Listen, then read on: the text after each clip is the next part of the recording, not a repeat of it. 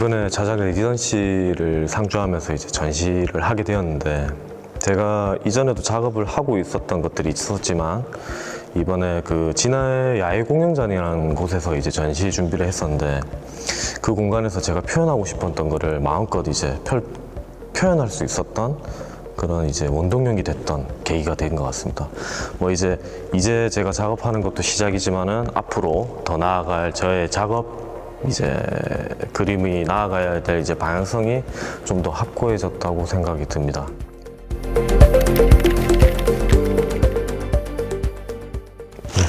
제 작품을 일단 먼저 설명을 드리기 전에, 제 작품의 주제는 나 그리고 이웃 그리고 이제 마을이라는 이제 시리즈의 메인 작품인데, 이 작품은 도피처 같은 이제 하나의 유토피아 같은 공간을 이제 만든 하나의 큰 풍경이에요, 이 작품이.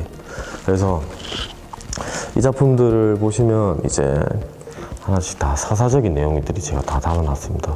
그런 내용들을 지켜보시면서 그거를 제가 표현했던 거를 이제 메시지라든지 이런 거를 한번 어떤 것들이 있는 건지 찾아보는 이런 재미가 이제 제 관람하는 작품의 하나의 요소이기도 하거든요. 자, 그 다음 이제 제가 소개시켜드릴 작품은 이제 이웃집이라는 작품인데, 제가 작품을 보시면 이제 제 메인 테마 작품과 다르게 작품 건물이 이제 조금 사람 같은 모습을 가지고 있어요. 창문을 보시면 이제 사람 눈 같은 모습을 가지고 있고, 또는 이제 사람 손처럼 이렇게 캐릭터화돼서 가지고 이제 나와 있는 장면도 있는데, 제가 표현하고 싶은 이제 메시지는 어찌 보면 이제 가슴 아픈 상황이지만은 그걸 놓지 못하는 우리 또 현대인들의 같은 이제 모습을 제가 슬프지만 이제 약간 좀 건물을 의인화시켜서 표현한 장면으로 보시면 될 것 같습니다. 그 다음 이제 작품을 보시면 이제 천사와 말이라는 작품인데, 저 천사와 말을 보시면 올가매던 이제 이런 거를 좀 벗어나고 이제 자유롭게 이제 숲을 향해 달려가는 그런 모습이거든요. 천사가 그거를 이끌어주고 있는 또 그런 장면입니다.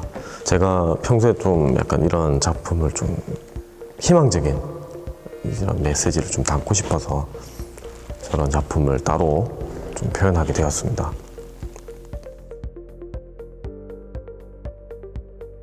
네, 우선 창작 스튜디오 자작에 참여하게 되어서 너무 좋았고요. 그리고 되게 여기 계신 선생님들께서 작가들을 배려해 주시는 그 마음을, 따뜻한 마음을 받아서 정말 좋았습니다. 강력 추천드리고 싶습니다. 예, 감사합니다. 네, 처음 소개드리는 이 작품은요, 이번 코로나19 사태에 대해서 그냥 일상적으로 살아가는 보통의 사람들을 이야기하고 싶었습니다. 네, 이번 소개해드릴 작품은 콧불소와 사슴인데요. 그 얼굴을 잔인하게 잘린 장면을 연출해서 인간의 잔인함이나 탐욕을 작품에 담고 싶었습니다. 그 콧불소와 사슴은 그 인간들이 콧불소의 뿔도 탐욕에 의해서 탐하고 사슴의 뿔도 탐을 해서 잔인하게 죽어가고 있는 이 현실을 조금 생각을 해봐야 되지 않을까 싶어서 이 작품을 만들게 되었습니다.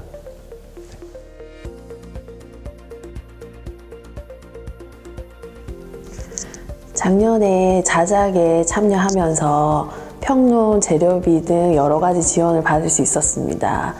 일정 기간 동안 지원을 받으면서 활동을 하는 거라 신작에 대한 부담감도 좀 있었지만 그것이 계기가 돼서 작품에 집중할 수 있었던 시간이었던 것 같습니다.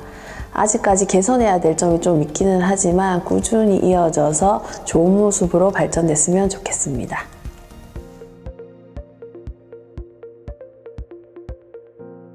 첫 번째로 담요 드로잉은 어릴 적 담요를 만지면서 그림을 그렸던 기억에서 비롯된 작품입니다. 담요를 관객이 만지면서 형태가 바뀌기도 하고 없어지기도 합니다. 작년에는 훼손된 유적지 표지석에 글자를 새겨서 사라져가는 역사의 흔적을 이야기하려고 했고, 올해는 코로나 사태로 인해 매일 받고 있는 안전 안내 문자에 글자를 새겼습니다. 이번에 관객이 없는 비대면 전시라 관객의 터치에 의해서 완성되어지는 작품의 의미는 없지만 전시 기간 내내 변함없이 남아있게 될 텐데 쉽게 사라지지 않는 지금의 상황을 작품에 담았습니다. 두 번째 작품 너무 큰 장군은 작은 이순신 모형에 손전등을 비춰서 벽면에 거대한 그림자가 나타나게 설치한 작업입니다. 작년에 100m 크기의 이순신 타워를 세운다는 소식을 듣고 계획하게 되었습니다. 가끔 무리하게 거대하거나 흉물스러운 조형물에 관한 기사를 접하게 되는데 무조건 반대라기보다는 논의가 좀 더 필요하다고 느꼈습니다. 그래서 제 나름의 방식으로 풍자적 메시지를 전달하고자 한 작품입니다. 세 번째 작품 새로운 기록이라는 작품은 오래된 백과사전에 새로운 기록을 끼워 넣은 작품입니다. 이 작품은 세월호 사건을 겪으면서 처음 시작하였고 지금은 유례없는 일을 겪으면서 다시 꺼내든 작업입니다. 여기 끼워 넣은 기록들은 이 백과사전이 인쇄될 당시에는 없었던 사건이지만 반갑지만은 않은 새로운 항목이 생기기도 하면서 기존의 의미가 변해가는 과정을 은유적으로 표현한 작품입니다.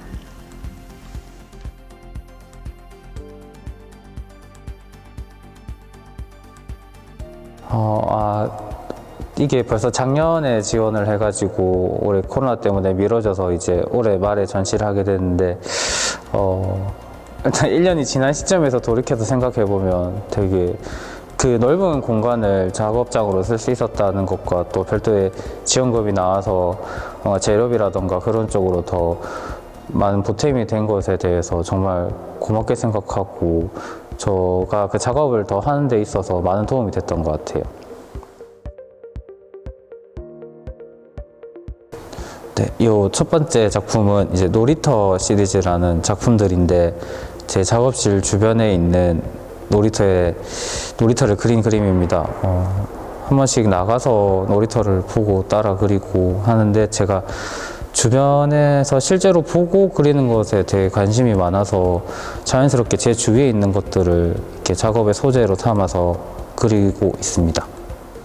두 번째 작품은 이제 제가 제목을 조금 되게 건조하게 지었거든요. 그러니까 진해 야외 공연장이라고 거기서 이제 이 창작 스튜디오를 이제 작업실을 쓰게 됐는데 이제 그 주변을 돌아다니면서 조금 저의 인상이 깊었던 장면들이나 그런 장소에 가서 실제로 보고 그렸는데 이제 다 그 진해 야외 공연장 주변을 그리게 되어가지고 그러니까 실제로 거기 가서 그 주변을 그리고 작업으로 남기고 하는 그런 것들에 아까 놀이터 시리즈처럼 관심이 자꾸 생겨서 앞으로도 작업을 계속 그렇게 하지 않을까. 근데 지금 저기 보이는 연작들은 다 이제 밖에 나가서 실제로 보고 진해 그 주변을 그린 그런 그림들입니다.